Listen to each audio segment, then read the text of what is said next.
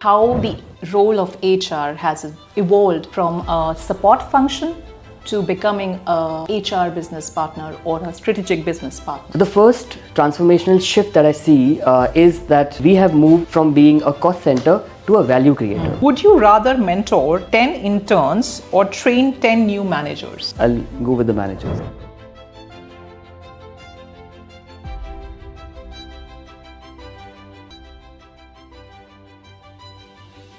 Welcome to Tallect Talks, where we bring together some of the most influential HR leaders and industry experts to discuss the evolving world of work. In this podcast series, we will explore the latest trends, challenges, and innovations which are shaping the HR landscape. Today, we are honored to have Yudhisthir Singh, who is the India HR head at Nothing. With over 18 years of experience in HR domain, Yudhisthir has been at the forefront of workplace transformation, talent management, and rewards innovation. Join us as we dive deep into the changing role of HR, exploring how businesses are actually adapting to the new realities and evolving role of HR. Yuri, before we start asking you all the questions and bombard you with it, I think it will be great for the audience to know a quick professional journey of yours. Sure. Thank you, Neha, for this warm welcome. Really very happy to be here.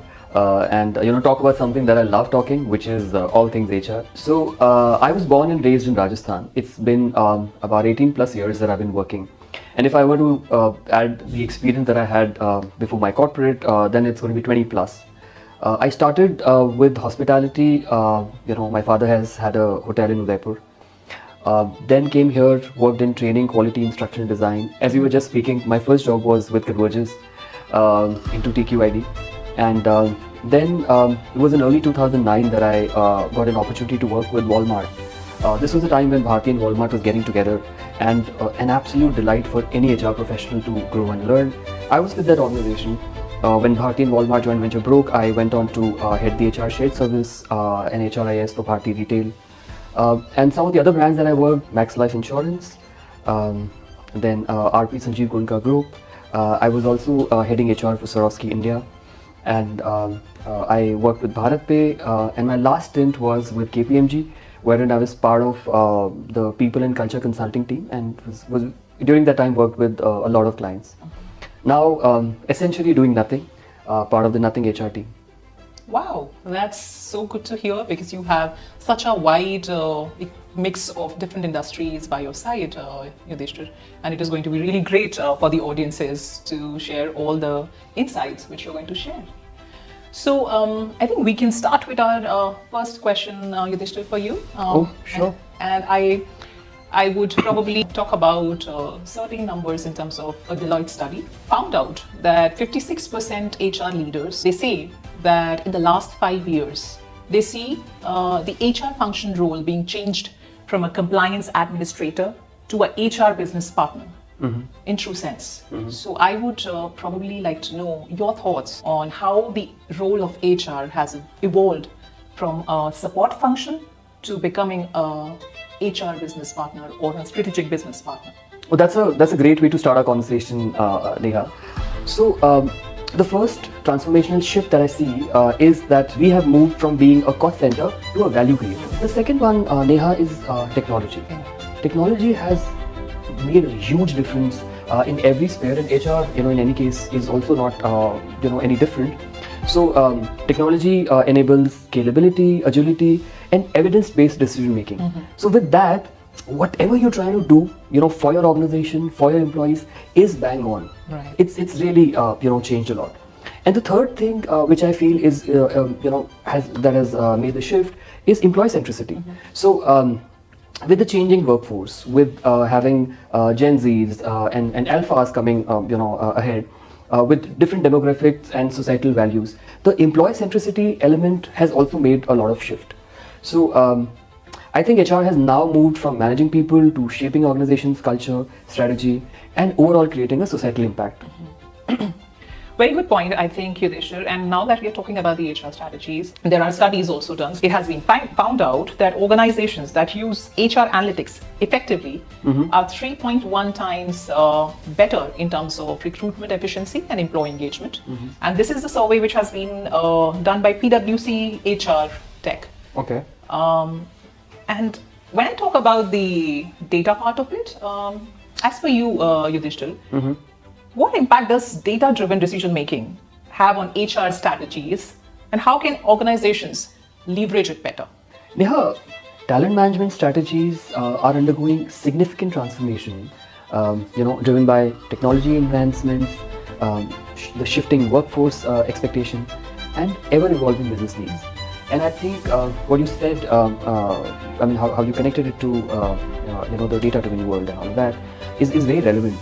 So the playbook has been changed completely, and I'm quite amazed of the fact that something that was coined in the early 80s, human resources, is not even relevant, now. So I see there are some of these, primarily talent management strategies that have made the shift. The first one that comes to my mind is shifting from job to skills. So the new age organizations, Neha, are no longer going after jobs that they want to fill in for. They're going after skills. The future ready workforce is ever evolving, and it is quite relevant because learning is so easy and available. There are channels on YouTube wherein people can learn anything at any point in time. I know of a friend, she learned baking from YouTube, and she's running her own studio.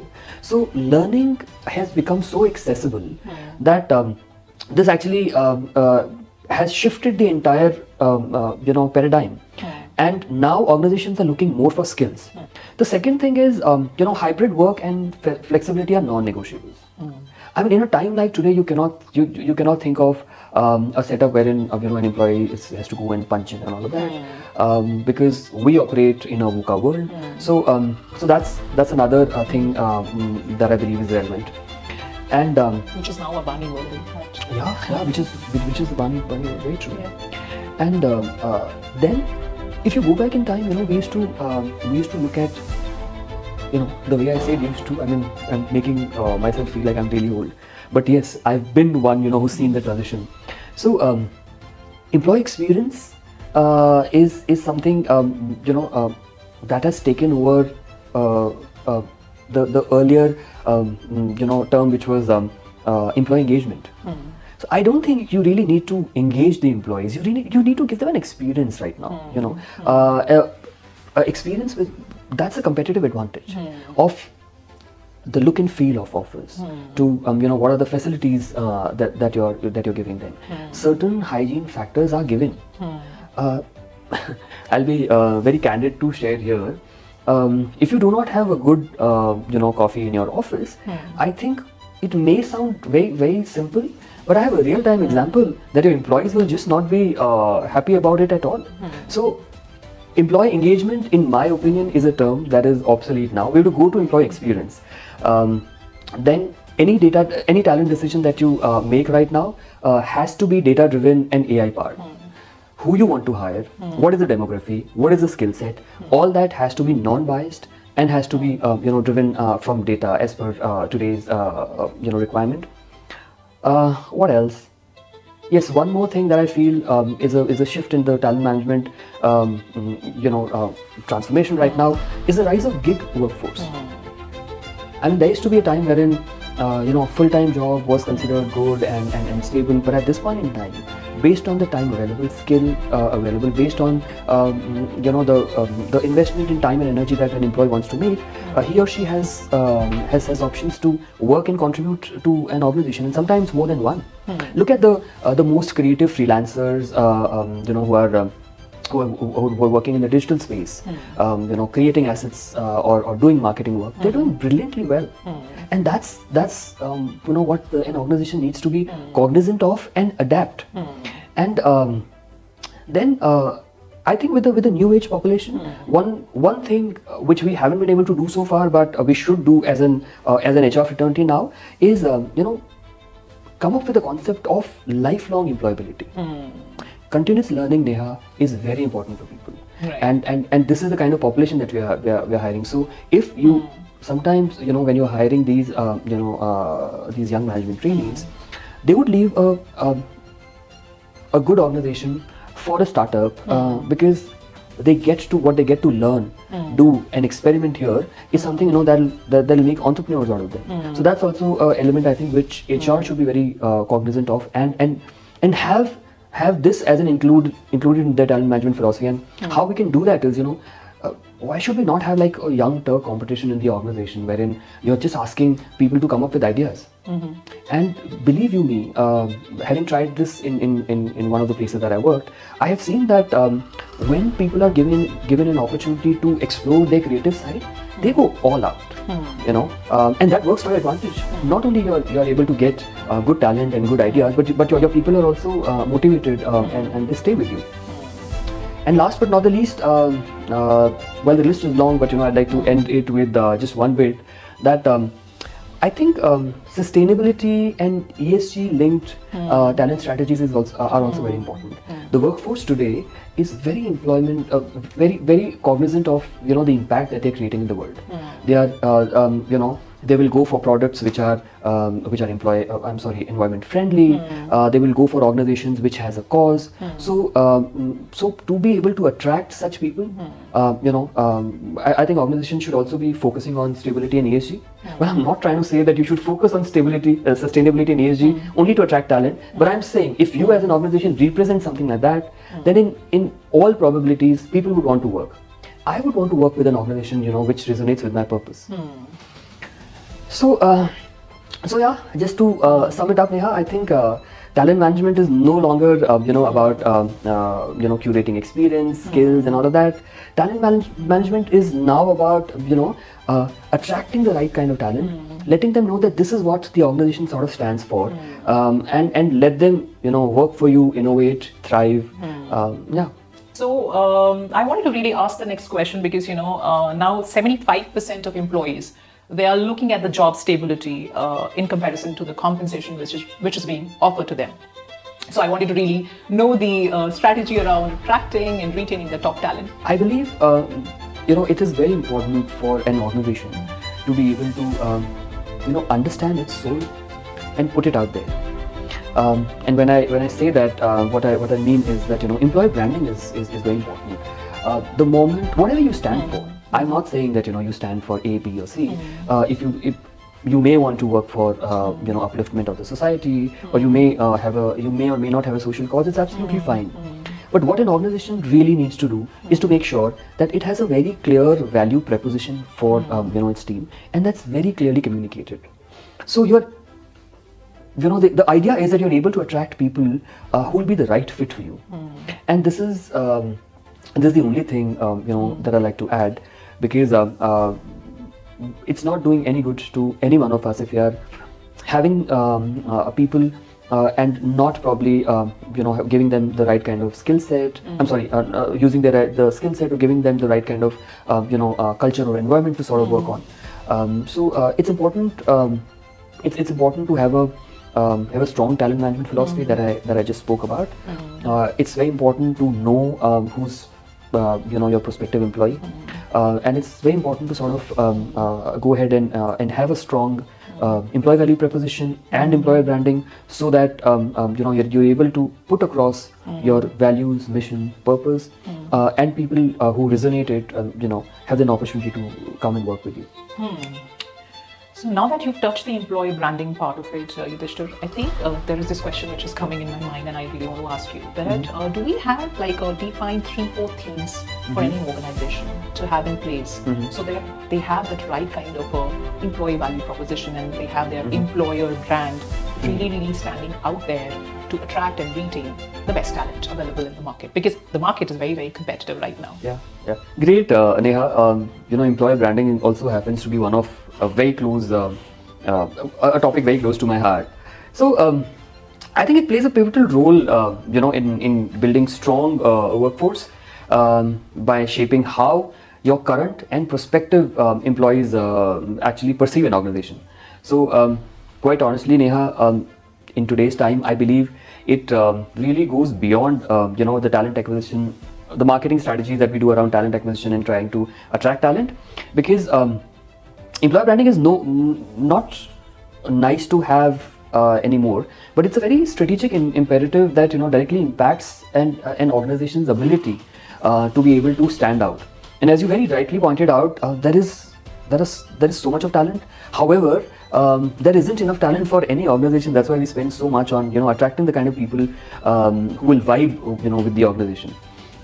So I think since you asked about employee branding strategies, I think I'll keep it very simple, and I'll try and share three broad perspectives how I would guide fellow young colleagues to do it.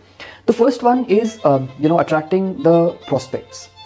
So this basically happens at the time of talent acquisition.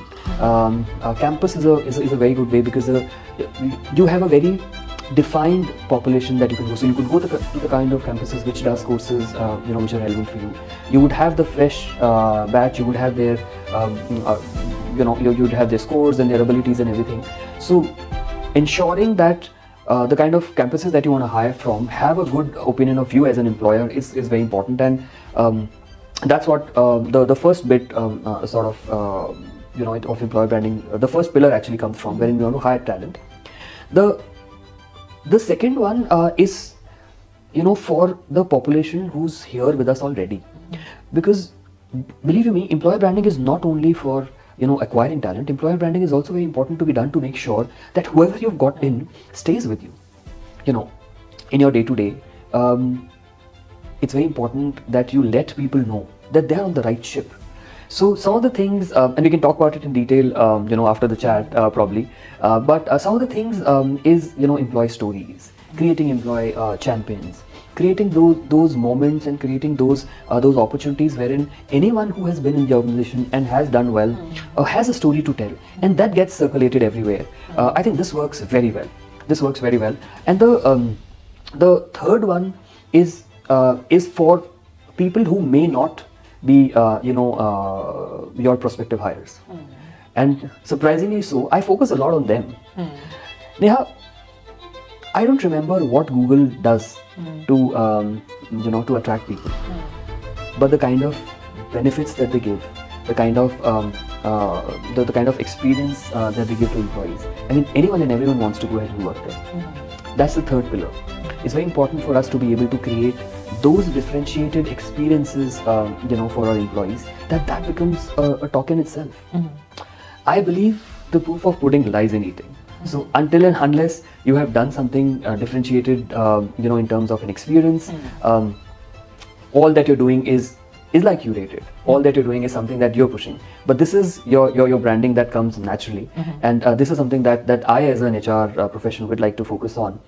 How do the HR team sort of conduct themselves, or reach out to people, or give an experience to any touch point?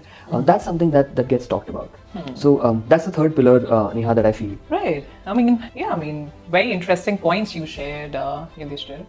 And I think we'll shift our gears a bit now to touch upon another very important area. A recent study, actually, by the American Psychological Association found out that 79% of employees experience work-related stress, with mental health challenges becoming a major concern for HR teams, right? So what do you think, what are some of those effective strategies which HR teams can implement to really ensure, and cover this particular area of employee well-being and mental health? Thanks, Neha, for touching upon this point. Being an HR professional, and also being a certified coach, mental health is something that's very close to me, and I'm glad that we've come to that stage as a society wherein we're talking about it openly. More so, it has a lot of relevance for us as HR professionals. I agree to the data point that you shared about American Psychiatric Association. As a matter of fact, they've also said that nearly 3 in every 10 adults, which is about 29-30%, has been diagnosed with depression at some point in time. And there are about 18% who are currently experiencing depression. So the problem's real, and the problem's right here. And Neha, the data is no good here, back home as well, because a recent report by the World Health Organization says that about 4.5% of Indians suffer from depression, and there are 3.5% who suffer from anxiety disorders. So while the numbers are something that There may be some deep dive to it, but the point that I'm trying to make here is that it is a real relevant problem, and promoting employee well-being and mental health, is essential for fostering a productive and engaged workforce. I think as an HR professional, this is something that I feel, is our responsibility, and HR needs to really roll out some effective strategies, to support well-being of employees. And remember, in our earlier conversation, I spoke about employee experience. So mental well-being or giving people that opportunity is actually, a very important part of, employee experience. Right.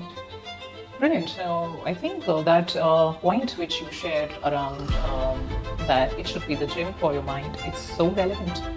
Because, in our current environment, the way mental health well-being is looked upon, a lot of times, a lot of people who want to really proactively ensure that they are healthy in that area, they're not able to really do it because, the moment they will talk about that they are visiting a psychologist or a shrink, and people might just think, they might just have judgment, there's something wrong. And generally, they will ask you, are you okay? Is there something wrong? Rather than really doing that, we should have that kind of awareness. It's a proactive step towards the most important area, which is your mental health well-being. I would now come to the last question for this discussion for today, Yudhisthir. And I would focus on 2024 PwC survey, which was conducted, and it came out that 68% of CHROs or HR leaders they have increased their investment budget when it comes to the HR technology or AI-powered workforce solutions, right? So on that, I would like to really ask you, what's next for you and your organization in terms of HR innovation? So we are a very young and technology-driven organization, Neha, globally present. And thankfully, the love that we've got from our customers. As an organization, we are growing 500% year on year. We've been the fastest growing brand, in 2024. And how we've been able to do that is by focusing heavily on technology. We're a lean organization. That's something that we do by design. And that's exactly how, we plan to do things in HR as well. So right now the focus is on reducing the manual tasks to whatever extent possible to the T, investing in technology wherein anything and everything that can be digitized is done. So there are things like performance rewards, there is talent management, there is other areas which is acquiring talent or employee engagement. So we're working on building a technology landscape for all of them. And also we're trying to, bridge the boundaries, which are between the global teams and the local teams. So thankfully we have a great leader, who's joined us recently. And under her guidance, what we're trying to do is, come together as a team. Whether somebody's sitting in any part of the world, get their ideas, get their best possible skill set, and have a global boundaryless team wherein wherever you are or wherever you're sitting from, you'd be able to service the organization. Definitely heavily relying on technology. So technology is the answer, Neha, to your question for me and my organization as we go ahead in 2025. Wow, that's really good to know. That means you are one of those CHROs who's in that 68%. Okay, I think, Yudhisthir, with this, we'll move to another section of our podcast discussion, which is called the Rapid Fire Questionnaire. Oh my God, I've only seen rapid fires on Coffee with Karan. Precisely. It is almost, I would say, has been made part of this podcast series. Okay. Yes, taking a cue from there only. I'm a little nervous, but bring it on, yeah. Okay, so I'll just make it a little easy for you by giving you a choice. I have like four broad categories. Work and leadership fun questions, fun and personal questions, the future of work fun predictions, or the fourth one, which is hypothetical and would you rather kind of questions. Okay. So which two categories would you like to choose so that I can ask you questions accordingly? Why don't you choose for me? Okay, so let me do that. Yeah. Yes, let me do the honors. If you had to rename human resources, what would you call it? People service. Nice, good one. If you could introduce one new national holiday for employees, what would it be? So Can it not be a festival or something? It could be anything, but So I would, declare the National Mental Health Day as a holiday for everyone. okay, that's really valid one, I would say, and much needed. Okay, so would you rather mentor 10 interns or train 10 new managers? I'll go with the managers. Okay. Would you rather have a 10-minute commute but work 6 days a week, or a 2-hour commute but work 4 days a week? I'm happy to have a 2 hours commute and work 4 days a week. Okay. Yeah. Okay. And any specific reason for that? So I don't like to drive. I like to be driven around, and I think the work commute is it's a very weird thing. But that's a very that's something like a me time.